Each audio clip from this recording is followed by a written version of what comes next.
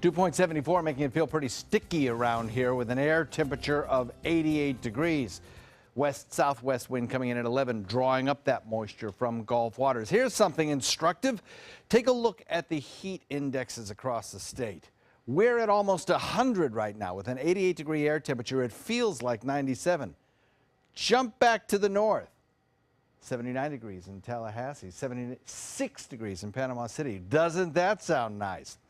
Well, that's a cold front that has sunk south and has provided some drier, cooler air to North Florida. So there's hope.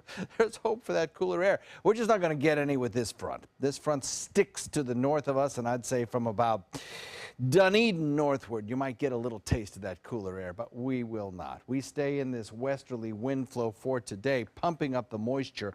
But tomorrow, we may develop a little bit of an easterly wind. Certainly by Sunday, we will, as the influence of this front kind of falls apart and the low pressure area down to our south starts to exert a little bit more influence. We get a kind of summertime pattern that we're more typically used to. The showers and thunderstorms build in inland areas and drift back toward the coastline during the evening. But today, storms almost anytime, almost anywhere. A shifting weekend pattern, which I just mentioned. And then, of course, we're watching the tropics very carefully to see what happens with our friend Matthew down there. Much shower and thunderstorm activity across the region. We've even had a few lightning pops, though most of these are just showers. Port Charlotte did see a thunderstorm. Got some showers near Old Mayaca, producing some fairly heavy rainfall, and there's more on the way this afternoon. Rainfall chance at about 50% as we divide the area between the dry air north and our moist flow to the south. That's where the frontal boundary is located. Heaviest rain will be falling in inland areas this afternoon, not to say that the coastline won't see a few scattered showers. This is what we must watch as we head into the weekend.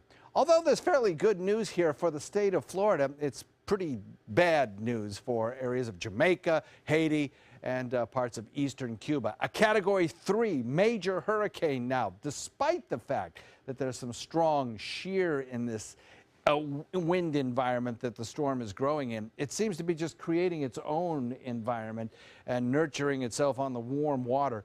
Forecast tomorrow to kind of lift a little bit further to the north. It's on a track that in the short term is pretty well agreed upon that by Sunday it gets very close to Jamaica and toward eastern Cuba. The mountains of Cuba kind of disrupt the flow and turn it into a 2-storm, but it's still forecast to move up toward the Atlantic. As far as I'm concerned, don't turn your back on any storm till it's north of North Carolina, especially one this strong. But the computer models are converging on a solution that keep it east of the United States. Some of the Canadian computer models, members of the certain computer models that are initiated with certain conditions, push that storm closer to us. But you know what? The consensus is that it's going to stay in the Atlantic, which is good news. Nevertheless, keep advised of what that forecast is as you head into the weekend and what's happening with that storm. Southwest wind at about 10 knots, becoming northwest at about 10 knots, 2-foot seas, a light chop. Nice day for boating, except for those storms out there. 50% chance of that through today. Tomorrow as well, Sunday as well, and Monday.